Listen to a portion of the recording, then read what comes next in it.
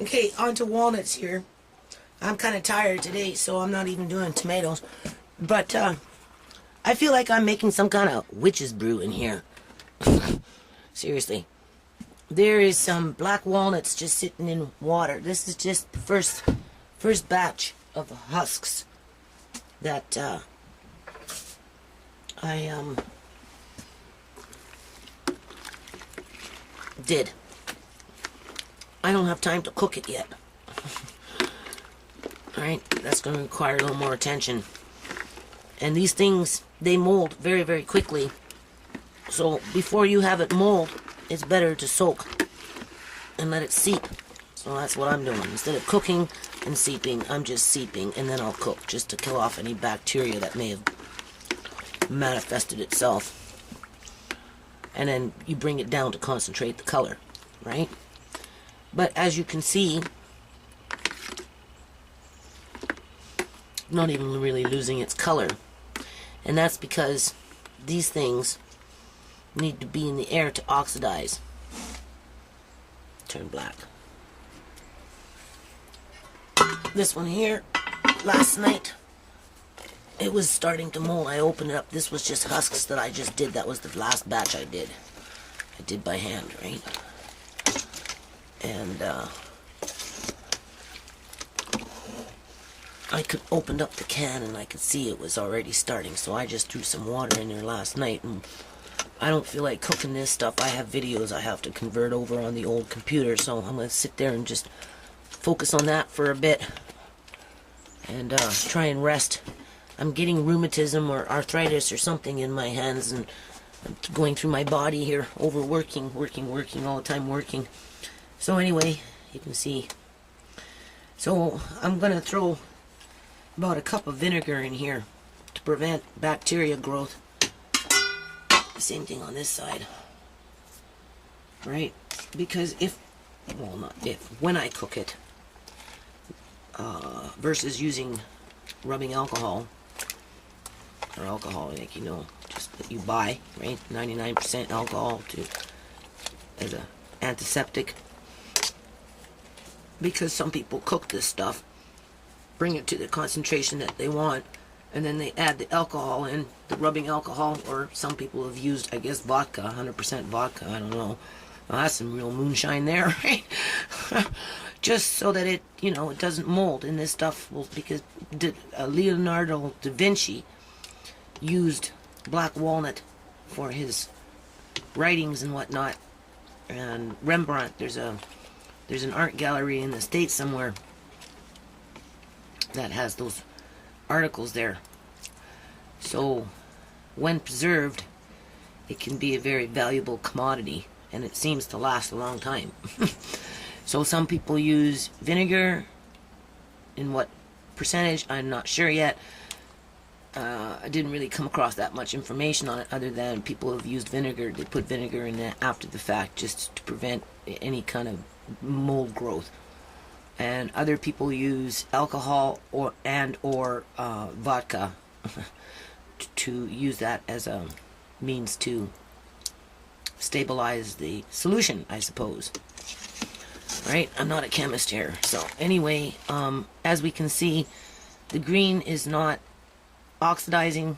The husk is not oxidizing, but the product itself is not molding at this point. I would think that adding a cup of vinegar will speed up the seeping method, because it's acidic, right? So it's going to eat more of the finer fibers. That in this case would be this part here where it's a little darker, right? And you're just going to get a little more richer maybe, eh?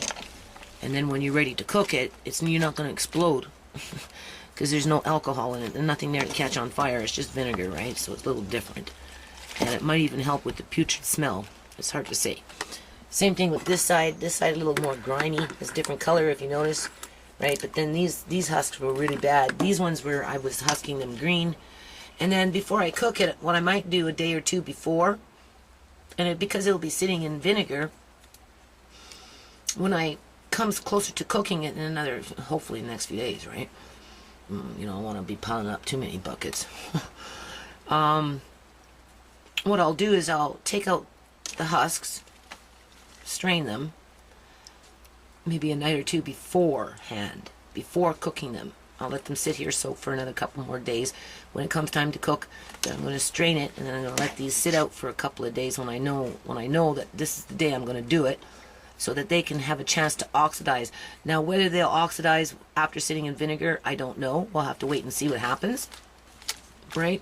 I kind of want to do some of these today because I have a whole lot in here, people, and I don't want them to turn all black on me. Right? I gotta do something to eat, right? But I'm too tired, so I don't know. I don't want to. My hands are sore, right? Having issues right now, so I have to. My landlord said he's going to hire one guy to help with the yard, and I told him I'm going to hire a teenager to help with the yard. So between the two people working in the yard part-time, just pulling out basic weeds and stuff like that, hopefully that will help me, right? So it's kind of a 50-50 deal here with my landlord, which works better for me, right? So I need to alleviate some stress here. I'm just too much stress, right? In the yard, pulling weeds is one of them. This even hurts just to stir this pot, people. That's how sore my hand is, right? So, 1 cup vinegar in there, 1 cup vinegar in there. I'm going to just put the lid back on, and I'm not going to worry about walnuts right now. I'm going to work on the videos, including this little piece here, to get them uploaded, and by that time I should be on to cooking up this stuff, which is kind of like a little bit of a witch's brew. So, we'll see. Okay, members and friends, so we're at the tail end of things here. Here's these walnuts.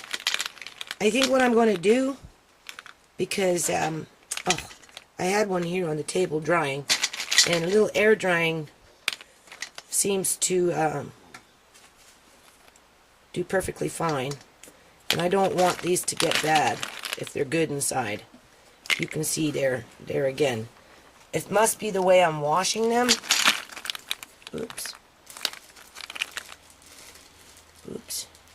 So I'm going to crack these open, and I'm either going to dry them slightly in the dehydrator, and then I'm going to vacuum seal them into bags, and then I'm going to freeze the nut into packages. And in this way, there should be no wastage.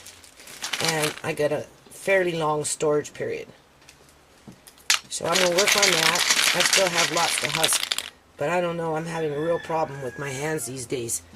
So, I don't know, something's going on with me here. And there's our little microscopes. I got other ones around the house. This is something I bought a long time ago, and you can see what it has in there. This thing is heavy. I want to weigh it. This is a coral. It's extremely heavy. So, here's our salmon. Alright. Here's our peaches, 2 different types. And then I use no pectin with these, right? So the peach marmalade by itself, Sept, very good, I think. I'm talking. And then the one with cinnamon was a slightly little more runny. So this one, no, you can just wait your turn, okay?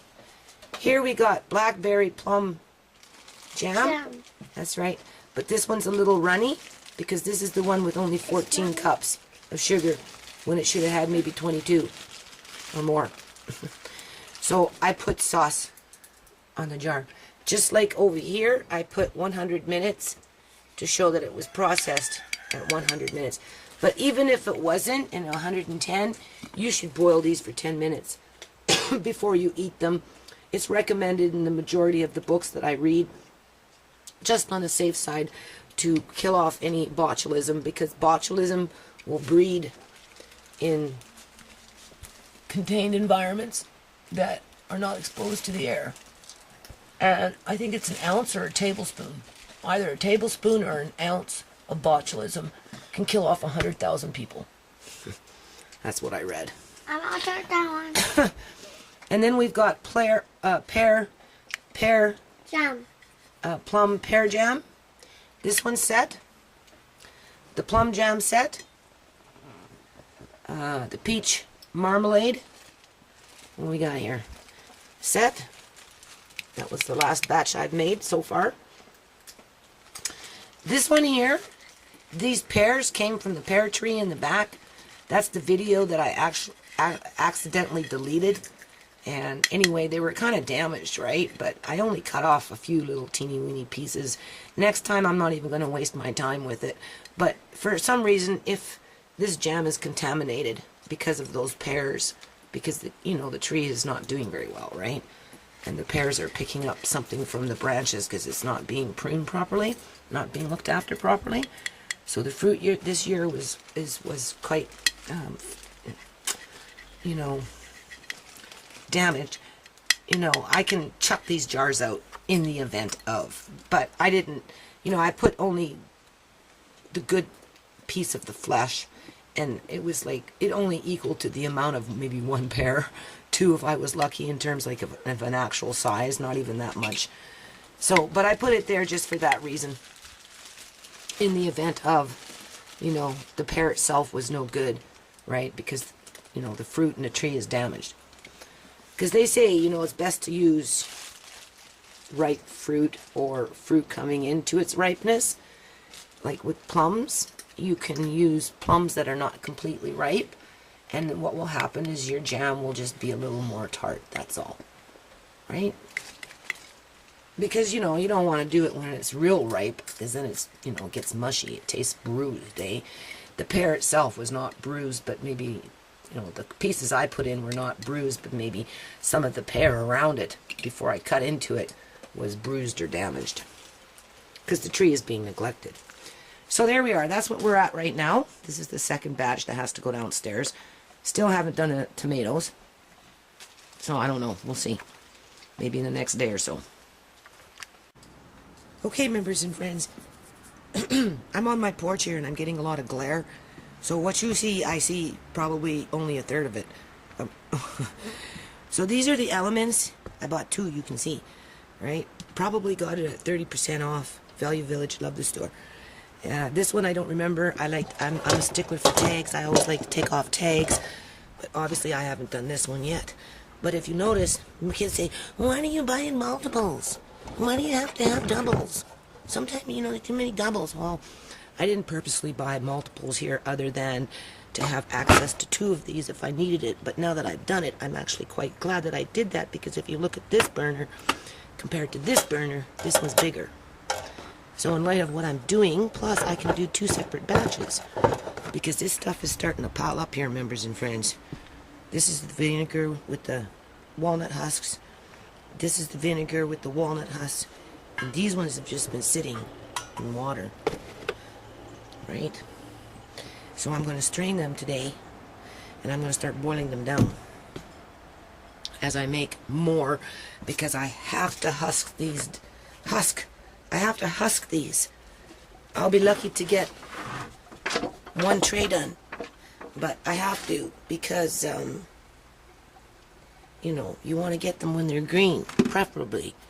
And then after I husk them, this time, instead of putting them in water, I'm just going to lay some of them that are out, that are not moldy, right? See? This one's not moldy. So after I husk it, I'm going to put it in a tray, right? And I'm going to let it air out in the sun and dry. So that I'm going to bring it down into maybe a powder. Right? And then we'll see what happens with that. Whether I cook it or completely dry it, or I'm not sure yet, right? But I would be using it for a dye. I wouldn't necessarily ingest this stuff because, anything could happen. You'd have to be very careful about what you're doing. Because, you read and they say there's iodine and all this other stuff in here that's supposed to be good for you, but usually when things spoil, they spoil. And I don't have the technology and the proper machinery to take out the nutritional part of the plant, because as this spoils, it becomes potentially poisonous, especially to other plants, horses and dogs. So there, you just seen that little fly come out of there. That's what those little larvae are. And they're a specific fly. There, another one came out. They're a specific fly that live in the walnut rind. Ooh, look at that. Isn't that lovely? Oh, it's going to make some nice stain. But of course I'm coming into contact with this stuff, so I don't know, my hands are just not doing very well, but my hands were already starting to display symptoms of being overworked. So here we're going to start getting on with our little witch's brew here. So I'll be back.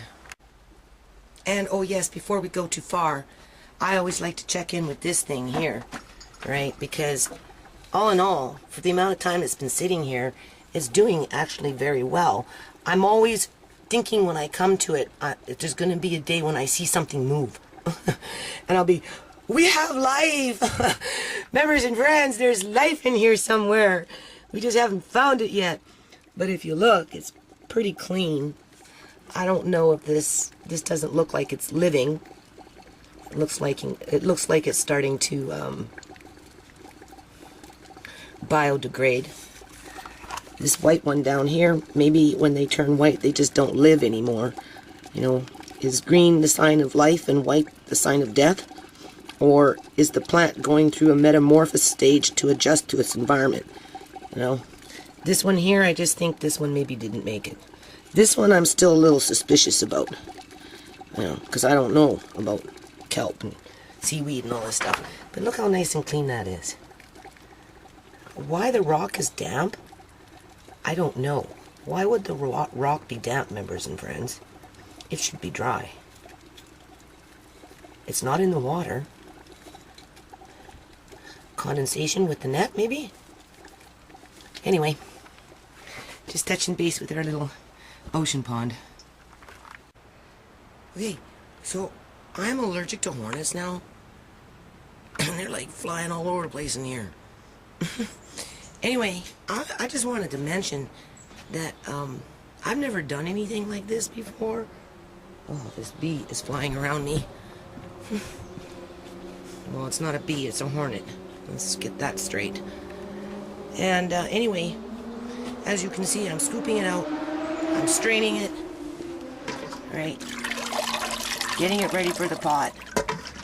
Taking those rinds, putting them in here because they're still green, so they're going to turn black. But they've been soaking with 1 cup vinegar. So hopefully that will cut down on any moldage. Alright, we'll throw this walnut. Well, that's just a shell. But anyway, we're just going to let this all dry out. I'm going to empty this out. And then I've set up the element here on a piece of marble. I would prefer it in the sun, but I have to keep an eye on it, so I'm going to leave it there, out of the sun. But that's okay, you know, just leave the lid off and just monitor the heat. You won't have to use as much hydro. And keep stirring and whatnot. And then I ran the cord on a 1 line into the outlet. So I'm not sharing no power with this. This is just the 1 line for now. And we'll start with the 1 pot. Okay, so that's the equivalent of the water that I got from the bucket in the pot. So I'm going to put that in there, and I'm just going to start boiling it down. As you can see, I'm going to move this around, start air drying it, and I would suspect the green ones will start turning black. But they've been, like I said, soaking in a cup of vinegar, right? So we'll see what happens to them. And even though I'm not really up for this, I'm going to do the best I can and shuck as many as I can of these today. And so we'll be back. So half of organization is getting ready. So I'm almost organized now to get ready to start doing these ones. I'm going to do this tray first because there's more that are in a little better shape. Oops, sorry. Plus I have a bag in my house yet too, right? Sitting in my kitchen. And so as you can see, first batch are now starting to air dry. Next batch, I think if I go with what I'm saying I'm going to start with, I'm going to put them in here and I'm going to let them dry before I soak them, and we'll try that and we'll see what happens. Hold on. I'm ready to start. Alrighty-o. As you can see, I turned up the heat. I'm going to turn it up a little more because I got to get up on this stuff. So what I'm going to do, I'm treat it like jam. Because you can see it's foaming like jam as it's coming to a higher temperature. And how much foam you're going to get, I don't know. So I would think that would be the first thing you'd have to pay attention to, is once it starts boiling, how fast it's going to rise to the surface, and if it's going to overflow. You know, it may not get any more than an inch, or it could rise 4 or 5 inches. We don't know until we kind of heat it up and start stirring it around. Obviously, you don't take it out. You just heat it up, boil it off, and then start boiling it down. So this is our first concentration of pigmentation via through a walnut husk, black walnut husk. So I can paint my palettes and maybe do some art with the kids.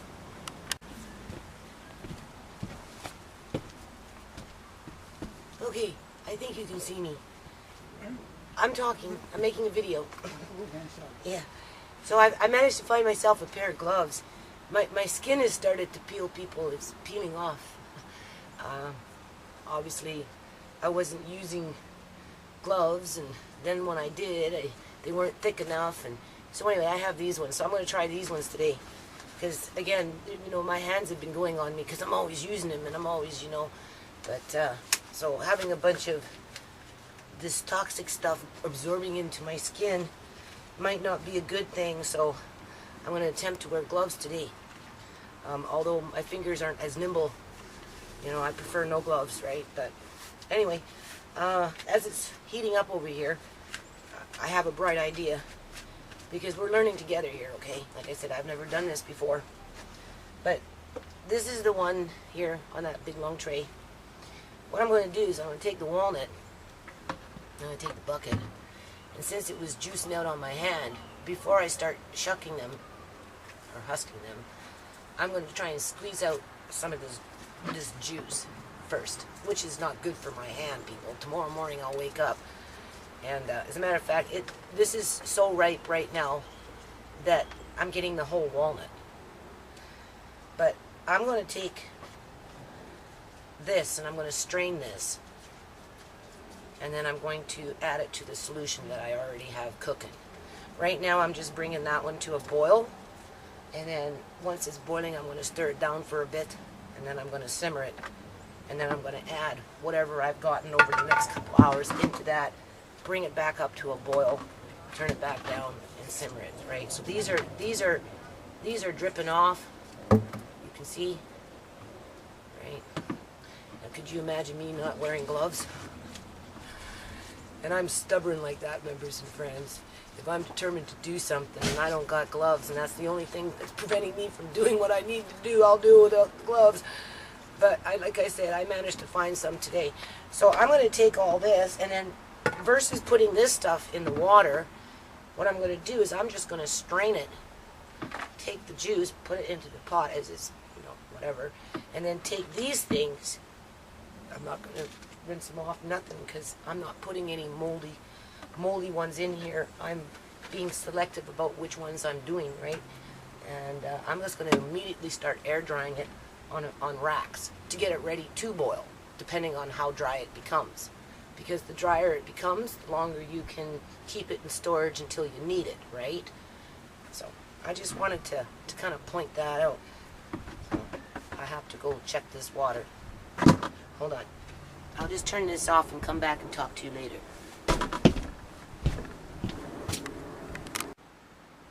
Alright, so as you can see, it's starting to heat up in there. The steam is coming out. I specifically used vinegar. Oh, freaking hornets, man. Oh. I tried to get Benadryl last night and the pharmacy closed. So anyway, I used vinegar specifically so it wouldn't catch on fire. Because, you know, this is the first time I've done this, and I would think if you're going to add alcohol, you should do it at the very end. I don't think you should cook with it, you know, especially in large quantities. So vinegar, 2 cups of vinegar in that solution is a pretty good solution, I would think. It seemed to have pickled those little larvae. So if you wanted to pick them out, you could, because they seemed quite pickled in the solution when they sat in this pot, right, and then the other bucket. I'm going to just throw in a couple of shells just to add a little bit of calcium or something in there. They say if you want a dark pigmentation, to either throw in a piece of iron fence, you know, just a portion of it, and the iron, or you can cook the solution in an iron pot. I have cast iron pots, but I don't know if I want to use that for this purpose. So I'm just using an old canner, and I'll put, you know, walnut husks on it, so that this will be one. The cast iron pots that I have right now, they're more for, you know, in case of an emergency and you got to cook your food outside under a fire, right? So that's kind of why I have those there. And then here's Mr. Lace's feathers. This is the miscellaneous stuff that I like to hoard around the house that my kids tell me to throw out, right? So far these ones haven't ended up in the garbage. We've got a little black cat. Halloween's coming up here pretty soon. Right? Little thing to make a trinket with off a mobile. And yeah. So I'm just going to boil this and then I'm going to start getting up on this stuff. Okay, members and friends. As you can see, somewhat, there's a black sludge coming up on this thing. So what we're going to do is we're just going to stir it in. Treat it like a jam, you know, just stir it in. It's on high. This is the only thing you really want to worry about is it coming to a full boil, and then all this foam just keeps going up. But there's vinegar in here. So the vinegar is going to suppress some of that foam. It's like when you're using a steam cleaner and you put a little vinegar in your tank when it's receiving the water, right? It will help to control the overflow. Oh my God, that was another hornet that just flew by. It's flying around me, people. I don't want to move. Oh, I'll drop the camera right into the soup. Shit. Anyway, it's looking good, right? Smells not so bad. I mean, I can smell a bit of the vinegar. By nature, these things have a little bit of a citric smell to them. So, anyway. Okay, so moving along. So what I've done is I've kind of changed up the mix here. So what I do is I peel the nut. I put it... There's a bee by my foot here, people. Well, it's a hornet. It's a hornet's party in here today. I'm afraid... There, I actually got it. Oh, no, it got on my foot. Oh, God, go away. I'm so afraid it'll go up my pant leg. Oh. Anyway, you can see it flying around. Peel it. I'm putting it in a sieve. What I'm finding... Oh, this thing is flying around me. I never used to panic until I'm finding out I'm becoming allergic to them. But look what's happening when you put it in a sieve. These things are moving and they're falling through the sieve. I'm kind of catching them on the one spot there. You can see that, right? Right? So, there's an idea. And then I'm moving them over here so they can dry. These ones have not been soaked, cooked, nothing. The only thing that happened to them is I rinsed them off when I first brought them home. Those are the ones that were soaking. You can see the difference in color, definitely. Right? But I will end up cooking those still too. And then, after... I'm not wearing a mask, people, so all this stuff that's flying around... you know, one way or another, I'm eating it. Or I'm breathing it. So anyway... It's a little aerosol, right? Cut it, put it in there, give it some time for those little larvae to go through the screen, and put it over there to dry. Keep a low concentration of water, right? Versus a large one. When you first initially cut it, throw it in there, and then let, pile up a few like you can see I've already done, and then wash them. Oh, this thing is flying around me, people. There's like 2 of them, 3 of them. And then, take a brush to them in this water and you can see how it splats, right? But still try and keep it down there, and just scrub it with a metal brush.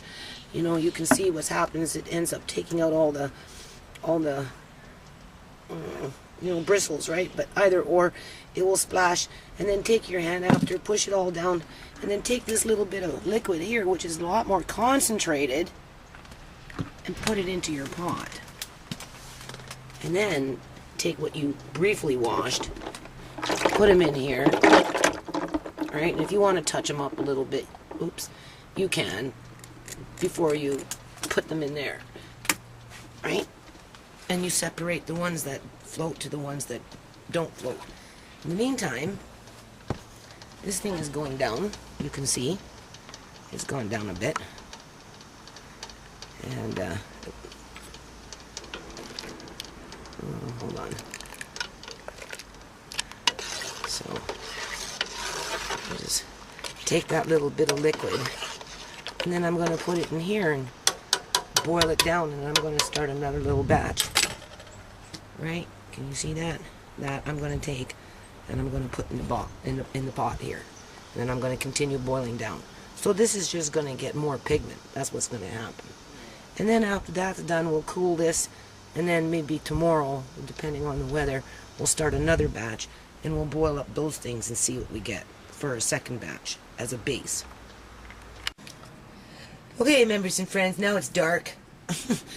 I just finished doing some these walnuts, right? So as you can see, I boiled it down halfway.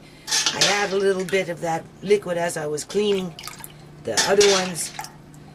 So we're going to pick up tomorrow. Nice and dark. Kind of smells a little bit like paint. And then I'm just letting these dry out. These ones still need to be done. Right? These are the husks, right? So we'll start cooking those tomorrow. And yeah, we'll be back. Okay, so this is the result of my all day. And how preeny my hands are. Right? Right. And then those are the ones that sank to the bottom. Everything else floated.